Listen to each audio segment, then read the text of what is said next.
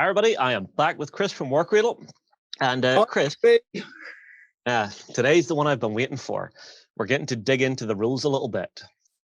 So in this one, we're going to be looking at the initial tranche of miniatures that folks are going to be getting in their box of Wild West Exodus from the 2-player starter set. So I'm obviously taking the Union, and myself and Chris are sitting down to actually give everybody a bit of an idea of tactically what the units can do. So we'll have a look at some of the unit cards and stuff and have a little bit of a chat through them. Sound good, Chris? Yeah, sounds great to me. All right, so, well, the first question obviously is, for the Union side, what is sort of the key thing tactically that people want to look at? Well,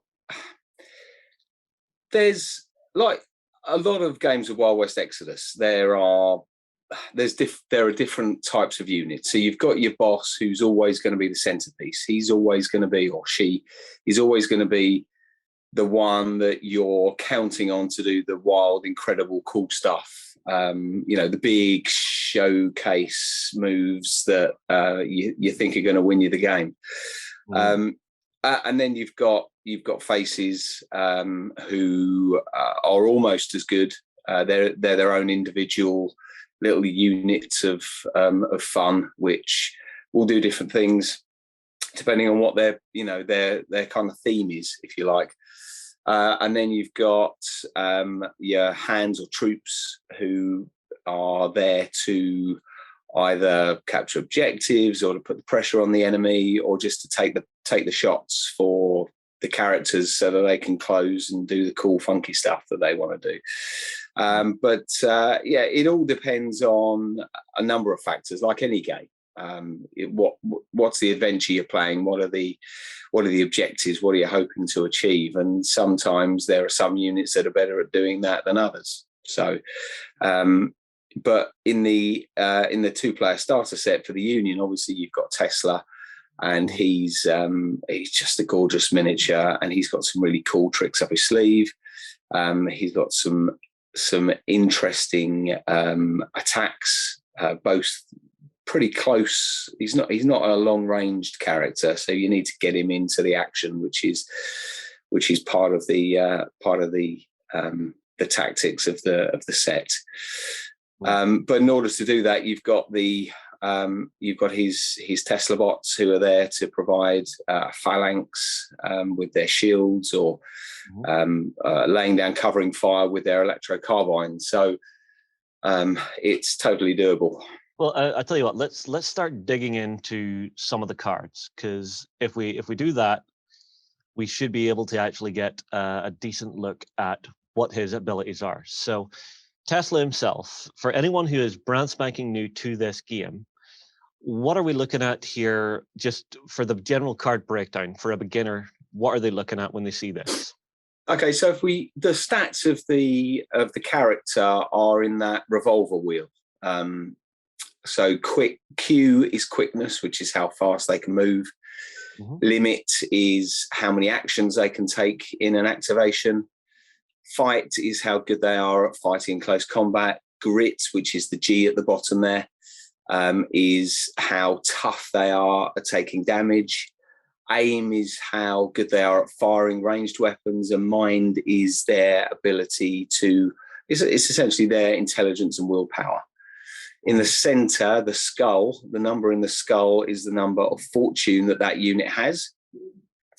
And fortune is the resource that allows you to re-roll failed rolls. It allows you to get extra action points. It allows you to do certain reactions within the game.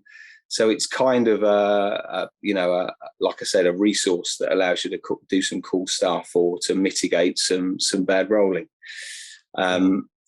Just below that, you've got the weapons that he's armed with. He's got shock gauntlets, which are close combat, denoted by the 3 slashes next to the weapon, and the galvanic discharge, which is a ranged attack, as denoted by the kind of sniper scope symbol to the right of it. And then you've got their ranges, the piercing, which is the negative modifier to the opponent's grit when they take a grit test, and the rate of attack, so how many dice you roll for that particular attack. Under the name of those particular weapons are the special abilities that they confer.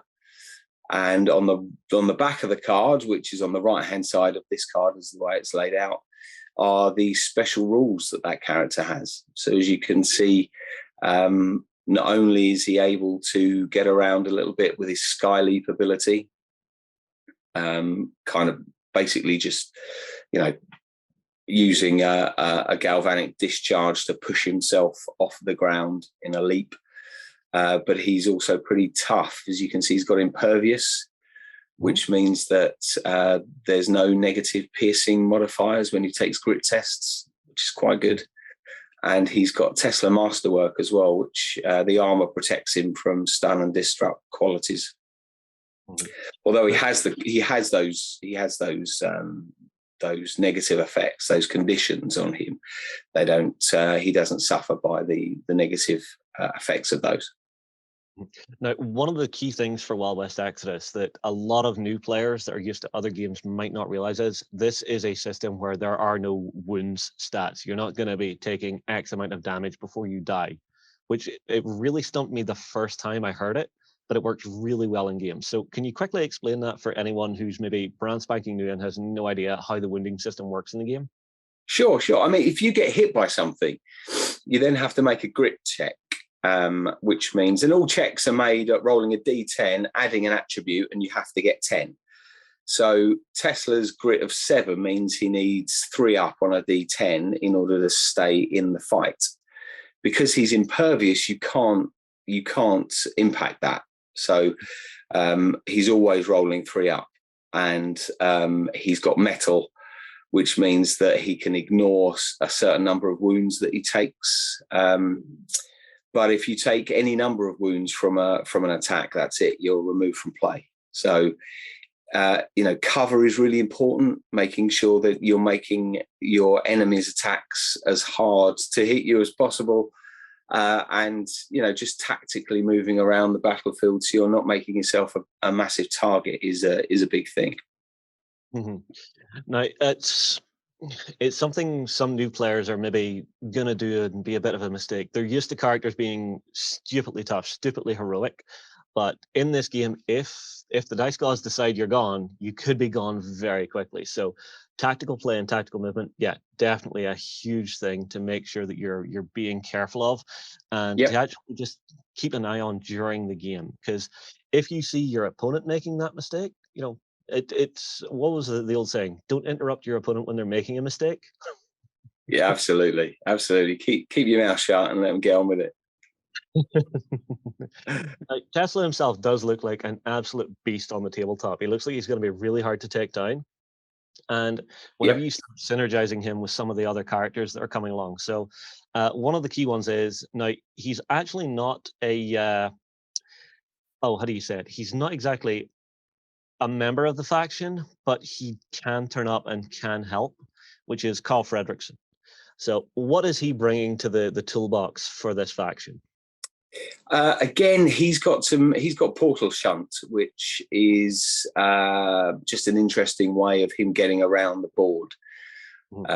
He's not particularly fast. He's average speed for a human, which means that it might take him a little while normally to get where you need him to get to, but he's got this integral portal technology which allows him to do an individual move, like a portal move, once a turn.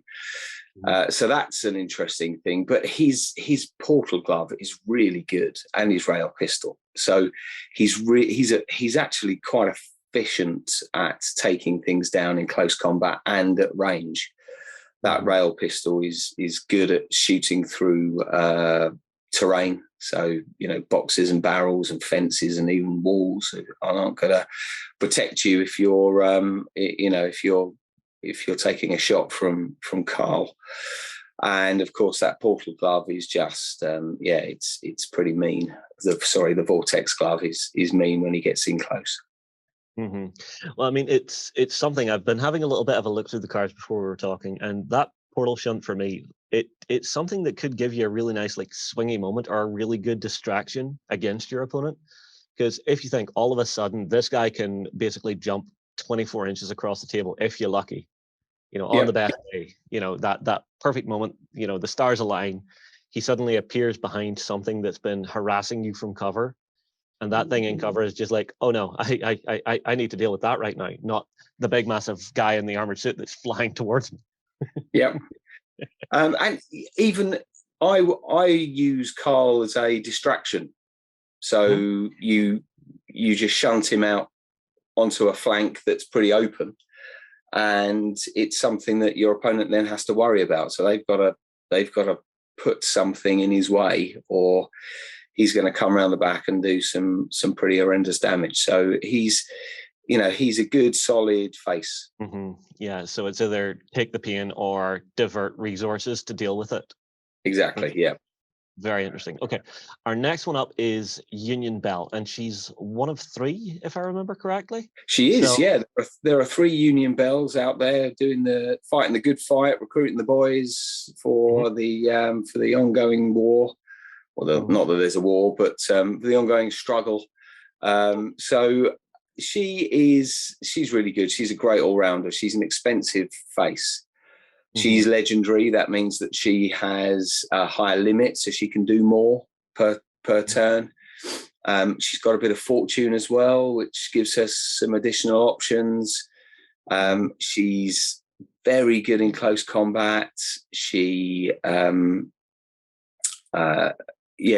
inspires the troops around her to give people re-rolls, which is a really good ability. And again, she's got galvanic discharge, which is basically a release of electronic energy. So she's got a lot of tools in the box as well, and she can just steamroller through quite a lot of troops on her activation. Yeah, see, one of the things that's intriguing me for her is, you see magnetic attraction. It kind of feels like she can just like slingshot herself towards she can. stuff. Yeah.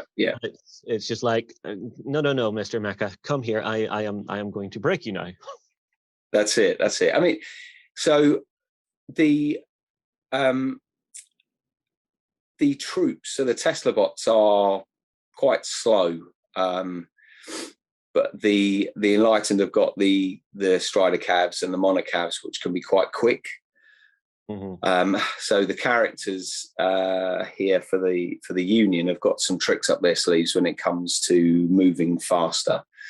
And Union Belle, it's so much fun to just push her forwards with that magnetic push, and and really surprise your enemies with that move. See, to me, that feels like, so you've got Tesla's leaping across the board, Carl is teleporting where he's not expected, and then you also have Union Belle, who is charging up the field. So it kind of feels like a panic attack on your opponent, where there is so much coming at them so quickly. It's just like, what do I do? What do I do? What do I deal with? Oh God! Yeah, you can do that, but you're then leaving yourself slightly exposed with all 3 of those characters, and leaving the other troops behind. Of course, you've got your Iron Eagles, which are also pretty quick to protect your flanks, but don't leave yourself too exposed with that move. True, but again, it's if you can pick the right moment to do it, I'm guessing you could get some heavy damage in just the right time. Now, we're talking about the Teslabots, so let's have a look at them. So we have 2 flavors of these, yeah? We do. So first we have the melee. That's right, yeah. So these guys are they're pretty tough to take down. For your average troops, they're going to take a pounding before you can take them off the table. Not only have they got a high grit, they're also durable, which means that piercing attacks are going to have less of an effect on them, and they've got shield aura, so you can spend an action point to add +1 to their grit. So imagine a phalanx of these Teslabots just marching forward stoically across the battlefield, just taking fire as they go. So they're good defenders. They're solid. Once they're on an objective, it's going to be really difficult to get them off. So that's definitely the way that they operate. Mm-hmm. Yeah, it definitely looks like it. Also, with the Tesla Masterwork being able to ignore the stun and disrupt qualities, it's quite nice having that. And I mean, they're fine. Their attack doesn't look spectacular, but I'm guessing with enough of these on the table, if you club someone hard enough, they're going to feel that. Yeah, well, it stuns as a basic, and you've got disorder on a crit, so you can do some. I mean, those conditions by themselves will stop. If you get disorder, it will stop people using things like metal. So they can be really effective at taking down enemy bosses or commanders. Well, here's a question then. So again, we're talking about new players, people who are fresh into the world of Wild West Exodus. What does metal allow you to do? So metal is it kind of allows you to ignore the first time that you're removed from the battlefield. So if you take, you can ignore a number of wounds up to your limit, and typically bosses or commanders have a limit of 3, which means that they can, as long as you're doing no more than 3 wounds in any given attack, then you can ignore those. And once that you do that, you get a disorder token, which means you can't use metal again until you clear that disorder. So it's a way of keeping those characters in the fight, but there are ways around it. There are tactics to get rid of that.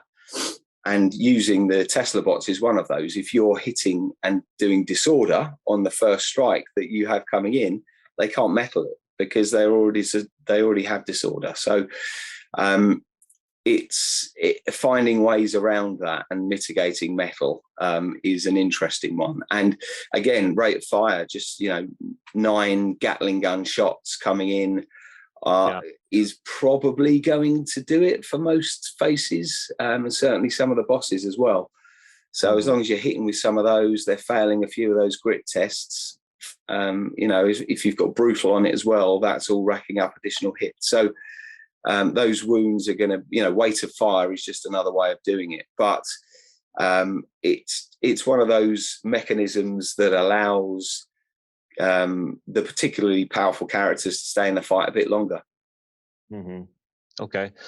So our next one also has an ability on it. So that's our ranged Teslabots. And so these guys, they've got the electro carbine. So what does shock do? Shock does a stun and disorder. So it's it's a pretty nasty ability, which is why it's only on a crit. So you've got to roll a 10 on your attack roll for that to take effect. And they've got good range. It's got a good pierce. So these are a lot more offensive, if you like, rather than the more defensive guardsmen.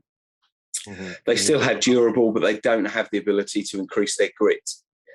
So they're a little bit more, although they're still good, they're still solid troops. They've not quite got the defensive tricks that the guards have. Yeah, they feel a little bit more glass cannon like, where it's just, get them into a good position, get them into cover, and just start laying down covering fire. You know, and you can have up to 6 of those in a unit, which is quite nice. I think it's the same for the melee ones as well, isn't it? Yes, that's right. Yeah. Right. And the last one is one of my favorite things about Wild West Exodus. It's the jetpacks. So the Union player gets the Iron Eagle. And something I really like about that sprue that you guys have designed is just how much flexibility is in there for building different stuff out of it. Because, you can build your Iron Eagle, but you can pretty much build every other variant from that one sprue. Yep, that's right. You've got the Iron Horse, the Blazer, the Iron Eagle, and you've got a number of different weapon options. You've got loads of different rider options, so you can use them in different factions. And it is a great kit to be able to make pretty much whatever you like. These electro carbines, as you can see, there's loads of attacks on it. They've got a fairly decent pierce. They're linked, so you're re-rolling misses. It's refined, which means that your getting a crit on a 9 or a 10, and it's doing shock. So they're really nice weapons. And again, these are durable. They've got a grit of 7. They've got Tesla Masterwork. So they're really difficult to take off the table, which is why they're so expensive. 11 points is the same as a lot of faces. In fact, it's more than a lot of faces out there. So these are maneuverable. They are, they can go over terrain. They can, they can do some damage, and they're pretty tough. So they're good all-round units. And I think these are going to be seen in a lot of lists because they're just so flexible. Yeah, well, I mean, looking at it, even just how quick they are on the table, the amount of firepower they can throw out. I love the Jetpacks in Wild West Access. I'm going to say that now. Whenever I come to build my own home force, I am going to have a lot of these in here, and it's going to be a mix of the different types for the Union. Yeah, And it might be Willis Shaw as the boss of my like posse, just to see, can I do like the full Union, mounted cavalry force, which could be fun. Absolutely. And loads of the guys here in the studio are excited about doing that. And everywhere you look, there are iron horses on tables, and it's great to see those miniatures in the flesh. Yeah, no, trust me, I've been waiting quite a while to see that come out. Although there is one little piece of design that you guys did on that kit, and it's something I think everyone's going to overlook, but I absolutely adore it. It's the way you've done your flying bases. Yep. The fact that it slots up inside the miniature to give you a nice solid piece that you don't have to glue down, that can just sit there, be removed for transport, and put back on, and it looks just right because they're hovering just the right height. Yep. I know it's silly, everybody, but I really like that. Well, I mean, it was a big thing for us because we realised immediately as we were designing them that the flying bases wouldn't work if they were just attached to the underside, because they would look weird. They'd look like they're flying like 6 feet above the ground, and that's not really how, they kind of hover a couple of feet off the ground, and if they are kind of flying high, it would look a bit silly. So immediately we designed that cavity so that the flying base fits inside it, and you're right, you can just balance them on there if you want, and that's what I've done. So yeah, lovely. Well, I mean, so that's, I think, everything we get for phase 1 here. So that's our basic Union side for the 2-player starter set. Keep an eye out, because Jerry will be talking to Chris about his side, and talking tactics, talking what the different units do. All the beginner tips are going to be coming in these videos, but we are going to be expanding the forces as well. So stay tuned for those. I'm looking forward to getting this down on the table, Chris. I'm not going to lie, because I'm really curious to see just how the synergies and the interplays work, especially whenever you're not playing on like big 6x4 tables. Everything's a little bit tighter, on a smaller table size. So I like it, and I can't wait to see it. So everybody, I tell you what, get your comments in below if there's any questions, if there's like special rules or anything, abilities that you're not quite sure of how they work. Make sure and get those questions in below, because we will try and get someone to actually have a look and see if we can pull some of those questions out for you. So Chris, thank you very much for joining me. We'll move on, and we will be back with the next expansion.